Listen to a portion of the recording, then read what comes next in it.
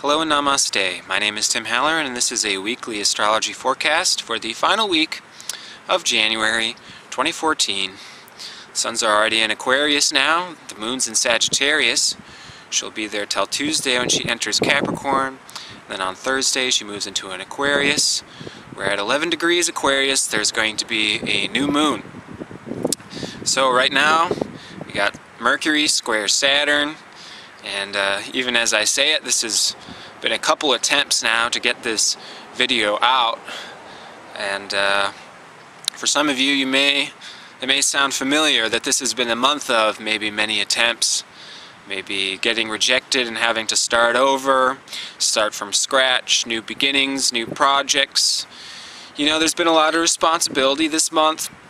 There's been a lot of having to go back and fix things. And we're going to talk about that, why in particular this year. You know, every January, every Capricorn season, we deal with some of these themes that I'm going to be talking about.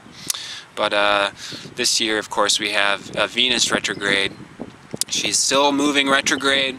She just entered her shadow period now, which means that she's finally slowing down. She's slowing down to a stop. And next week, actually January 31st, day after the new moon, she's going to go direct. She's going to be at her standstill, conjunct with Pluto in the underworld, and then she's going to begin her long trek forward, again back through Capricorn, throughout the month of February. Okay, so Capricorn. The sun's out of Capricorn. What's the deal? The sun entered Aquarius last Monday. So why aren't we feeling, perhaps, the age of Aquarius? You know, like flowers and hippies dancing and all that stuff. Not that that necessarily is 100% Aquarius energy. There's certainly some Aquarius energy in that song. Hippies, hair, revolution, and all that. But this week we may still be doing a little bit of the Venus underworld. So I'm going to be talking about that. Maybe, you know, I missed 2 weeks this month. I got sick twice in a 3-week period. It's just such a Capricorn typical scenario, so let's jump right into it, I guess. We got Mercury square Saturn right now, so we're thinking critically. We're dealing with work, we're dealing with frustration. You know, this is nothing new to us at this point, but this Mercury square Saturn again can feel like trying to fit this square peg in a round hole. We're just trying to get this thing done, and it just has not been easy for us this month, I suspect, for hardly anybody. This has been a month of here's a responsibility, and then here's another responsibility, and then here's another layer to the cake, and then here's another to the cake. You know, and when we began in January, I said, you know, this is a great month for initiating, getting stuff done, starting new projects, getting ourselves organized, you know, getting a new calendar. This is all January stuff. And at the beginning we were ready for it and we jumped right in, and then it's just like more stuff kept coming and more stuff kept coming, and the weight kept coming, and the possibility for fall downs very much there. So I'm going to be talking about fall downs a little bit, and I'm going to be talking about how it all has to do with Venus. It has to do with love. Very strange, isn't it, that this work and this responsibility and even illness, how could this possibly have to do with love? And as we know, if you've seen these videos, I like to focus on the really deep, down, bottom of the barrel stuff, because I'm all about spiritual depth. This entire Venus retrograde that's been happening the last month, it's been there to expose issues, to expose weaknesses in our structure, and it's there to mature our personal relationships, to mature our intimacy. And what does it mean to mature in relationships? You know, I said it had to do with love. What does maturing have to do with love? Well, does maturing in relationships simply happen over time? Is the question that I've been thinking about today. You know, Saturn and Capricorn has to do with time. You know, this Venus retrograde has to do with maturing, growing up. We're getting more, we want more stability in our relationships, so there's this maturing process. But does this maturing happen simply by itself over time? You know, the more we sit in our relationship and nothing happens, is it just going to mature on its own? Of course not. There are challenges. There are fall downs for a really good reason.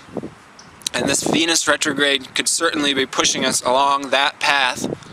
And it's going to be really important to understand what's going on there and see the best of it. Because relationships don't mature without challenges. And as I'm going to get to it, in fact, the strongest bonds that we form are with the people that we go through the most with. Not the easiest, not the most fun, not necessarily the biggest parties. That's not how you form the strongest relationships, are the people that you have the most fun with, period. No, your strongest relationships are formed with the people that you go through the most with, that you go through the biggest spectrum with, the people that you go through the greatest struggles with, you form the tightest, strongest bonds with. Because if you and your lover, per se, can go through hell together and make it to the other side, well, then you can survive just about anything. Then that love has become officially tested, and we know it to be true, and we know it to be strong. And that's what this month has been about. It's about receiving those tests. It's been about shaking up the system, seeing what's there. What is this security? Is the security there? I don't know. Let's see by shaking the whole system, you know, by shaking the whole building. You know, and if it falls apart, then it's time to start over again. So for many of us, this has been the tower toppling, and we're starting from scratch in so many ways. Or it could be seeing, well, maybe the top layer fell off, but I can see now that, whoa, we've got these bases covered. And that's good, because we need to have these bases covered. And you know, if I'm going to stay in a relationship with you, we need to make sure that we're strong enough to withstand the winds, to withstand the struggles, you know, the financial instability, the work stress. You know, these are the things that typical people in relationships, and I know I'm just using like one-on-one relationships now as the primary example, but this is us with our friends, this is us with our family, with our lovers. It doesn't really matter. But that's the stuff that tends to shake us most, you know. It is our security, our root chakra, and all this. So Venus is backing all the way up to Pluto this week. Friday, she'll be as close as she gets when she turns direct. So she's been going all the way back through Capricorn, and then she moves all the way to Pluto and stops. And then she's going to move forward. Pluto is the underworld. Pluto is the root chakra. Pluto is fundamental security and desires. And she's been going all the way down to the core, to the bottom of the barrel. Not always the prettiest, funnest, most easy to breathe in level is where she's been descending into. Because she wants to make sure that all this stuff is cleared out. And she wants to make sure that at the bottom, is it love? Is it love that's motivating our relationships? Because if it is love, it will survive anything. It does not matter what it is. It doesn't matter what challenges you face. It doesn't matter how bad the security, financial crisis that you and your girlfriend, you and your boyfriend, you and your family and friends are going through. It doesn't matter, because the love in that relationship will persist. Love requires nothing, if it's true, in order to continue. But this Venus retrograde is really showing that fact to ourselves. Because let's see how shitty things can get, and let's see if our love persists. Is it really love, you know? If our relationship has been always about having fun, and now we're not having fun anymore, so our relationship is falling apart, that's not love. If our relationship was about doing things together, and now we're facing restrictions, you know, we're limited, so we can't do as many things together, so it feels like our relationship is falling apart, that's not love. And these aren't necessarily things that are irrelevant to our relationship. These could be perfectly relevant things. things. These could be very important things. You know, all along the way, this Venus can be saying, well, I want to be doing more things. I want to have more security, and I want to, I want these things in our relationships. That's part of this Venus-Pluto conjunction, is we're seeing the root desires. Maybe we're seeing the desires that we need to have in a relationship in order to feel loved. But at the end of the day, love is not easy. Love is not light and fun always. Sure, those things come along with it. But this Venus retrograde hasn't been that side of the loving relationship. It's been about seeing the other side and seeing through it. And by seeing through it, we know that it's real love. Real love goes in and out of the underworld. This is what love does. So, we're being taken down all this month, being taken down into our bodies. You got sick, you're cut off from the material worlds, your crown closes, all the energy goes into your body. You're being taken down into your body, into the mechanism. You're forced to do more work. We're very concentrated on what we need to accomplish. We're forced into the mechanism. And there is this sort of dying process that's associated with this, falling. It's a call to fall down. But people have all this misconception on fall down because there's the misconception that fall downs are bad. And fall downs are not bad. Fall downs are completely necessary and integral to the spiritual process and growth, which is also happening through this entire Venus in the underworld. When Venus reaches that point by Pluto, Jupiter is going to be exactly opposite to Pluto. Jupiter is going to be opposite that Venus, opposite that Pluto. Jupiter is enlightening us of our root carnal issues, flaws, desires. What is at the bottom of this loving, I want a partner, I want a friend, I want a lover, I want relationships that are going to be this way. This is what I want so bad. Do I have it? What's missing? What's there that I didn't see before? Are all things that are having light shed upon it this upcoming week as sort of a finalizing and a wrapping up of this Capricorn month, which has had so much to do with the falling down and the descent into the other half of things. My earthly incarnation, my work. And we're trying to learn how to balance all these things, and it's been very, very difficult. And, these difficulties are hopefully exposing our strengths as well as our weaknesses. That's what it's really all about. And you don't know what your strengths are until you're at the very, very bottom. You don't. But when you're at the very, very bottom, you see how strong you really are. Because wow, I can tread through hell, and I can still hold true to these strengths, to these qualities that I have. And now I know that these qualities that I possess, because I saw it while I was walking through hell, are things that are always with me. So the next time I tread through hell, I'll be aware that I have these qualities that, they protect me. They keep me safe. They keep me grounded, even while I'm at the bottom. These qualities are there. That's what this Venus is all about. Love is there, no matter what, even at the very, very bottom, if it's real love. If it's not there at the bottom, if it's not a good time, so there's no love, it's not love. Love goes everywhere. Love goes to the very bottom. Love goes to the mechanical process. Love goes to the illnesses.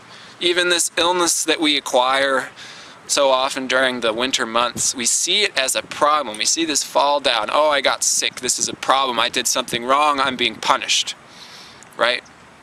I didn't take enough vitamins, or I said something mean, so this is my karma coming back to me. And this illness is a punishment because I've done bad. I feel miserable this month as a punishment. I feel fallen as a punishment. Is the traditional misconception. And it's not that. When you're sick, you're doing work. You're doing spiritual work as well. You're learning about this side of things, the mechanical side of things. And you're getting this stuff in check. Well, there is a weakness there, and now it's time to fix it. And this sickness is an opportunity for me to heal myself. It's healing. Illness is healing. It's not a problem.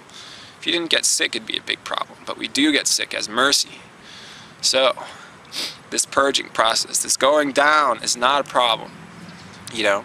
So this brings up another point. This Venus retrograde, you know, discovering our own personal weaknesses, discovering our own personal core desires. You know, here in America, when you're driving down the street on the highway, you see a billboard pass by your face every 5 seconds. And it's always some cheesy, smiling person, either brushing their teeth or eating a giant beef burger, because we know how much animal slaughter makes us happy. And we are comparing ourselves all the time. I'm comparing myself to this happy person. How come they're so happy and I'm not? I'm comparing myself to this person. Oh, well, they're doing that and I don't do that. How come I don't do that? And so this could be happening in our relationships right now. It's just like, as we're trying to figure out our own stuff, we oftentimes do that by reflecting it off of other people. So we're looking at all these cross-comparison reflections, and we're saying, well, I'm not that, and I'm not that, and I'm not that. Am I doing something wrong? Am I doing something wrong that I'm not this way? It can be something that definitely comes up. You know, how come I can't have a relationship like that? They're so happy all the time. They always get to, you know, go on vacations. It's about love. Because your relationship isn't those relationships. Every relationship is going to be completely different. And relationships aren't always about being the smiling person on the billboard. That's a complete fabrication of life. And that's the misconception that we've all been conditioned to in this culture. We all think that we're supposed to be the smiling, happy, comfortable. Comfort. It's comfort. It's not real happiness. It's comfort. We should be getting into the depth of our relationship. And seeing, oh my gosh, we can get into an argument and still love each other. We can really rip into each other really deep down and still make it to the other shore. That is real love. Real love is you abandoned me and I cried for an entire day and you didn't even say anything. You were so mad at me, and the next day I just had to come back to you anyways.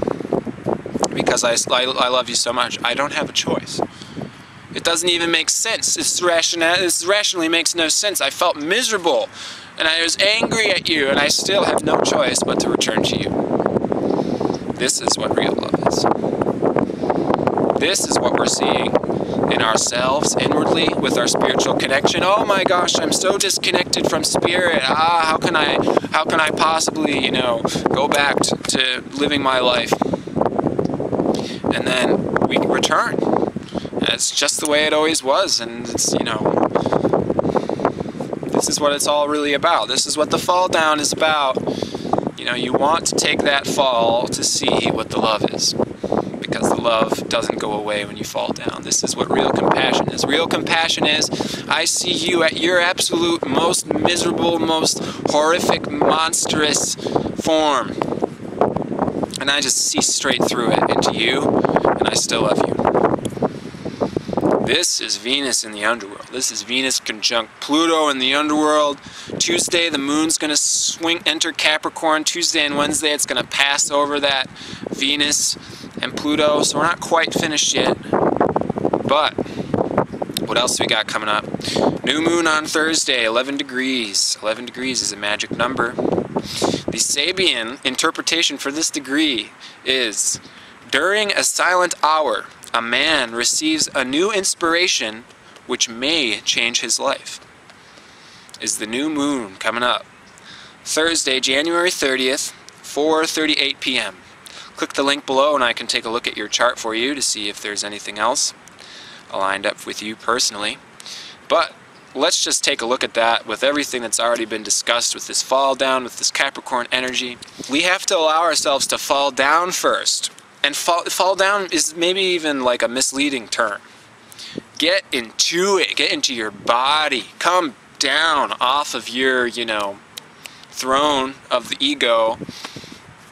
Get down into it. When you actually meditate, the first thing you do is you don't sit down and then, oh, I'm going to be instantly connected with God.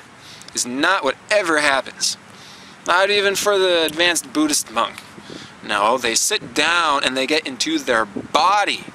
They sit down and they think, Where is the area of discomfort? And then they move their focus to the area of discomfort. Is how you begin meditation. You don't say, oh, I'm going to sit down and instantly escape.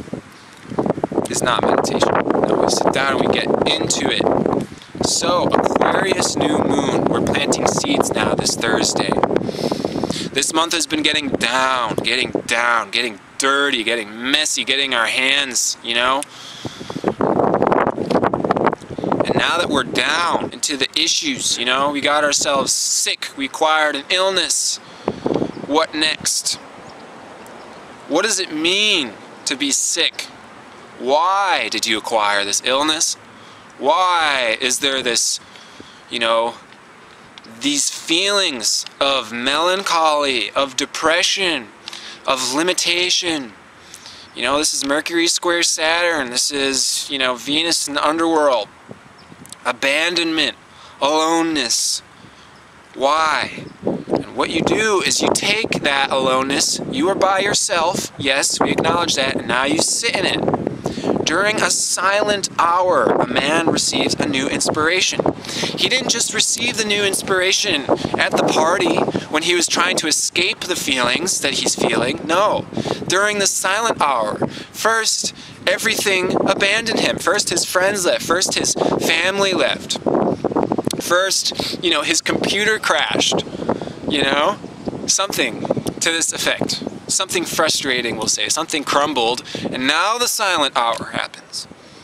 You know, the sun went down. Now it's nighttime. Now the silent hour. Now we contemplate. Now we contemplate in silence. What is this supposed destruction? What is this supposed illness? What is this supposed computer crash? And what is it in it? What is in it that is inherently there to teach me? What is being exposed? What is being taught? What is being revealed? And then the aha. Then the Aquarius comes. Aquarius is coming. Aquarius, the month of February, the month of March, there is going to be a very radical shift of the energy that we've experienced this last month. So, this whole video is kind of like a conclusion. Let's see what's, you know, what's the summary, what's the resolution here. Get into it. Get down, you know, have those discussions with your partner. Get to the root issue. Say those things that you don't want to say, but you're feeling them and you feel bad, and it's not about making people feel comfortable always. We get down into them. We shake things up and things crumble and then everything falls, and then there is that moment of silence. It's called the 3 days of darkness, whatever you want to call it. Yeah. But you get into that silence, you get into that darkness. Darkness is good, you know. Capricorn is good, Scorpio is good, Pluto is good. People are so, you know, we're culturally attuned to not be comfortable around these things. You know, so many Scorpios and Capricorns are literally culturally, they're ashamed of their sign, which is just so sad. Because there's everything is so, you know, there's no signs that is not integral for this experience. All this comes from Capricorn. None of this would experience, we couldn't do any of this without Capricorn or Scorpio. So get down into the situation, the messy situation. And there you will find your inspiration. There you will find your upliftment. There you will find your source to invincibility and fearlessness and a love, yes, a love that is holy. It can go anywhere in the whole spectrum of everything and have that concrete, fundamental platform. Okay, so a lot of talking, a lot of editing in this video will have to happen. I will talk to you again next week. I'm wishing you the very best. Much love and namaste.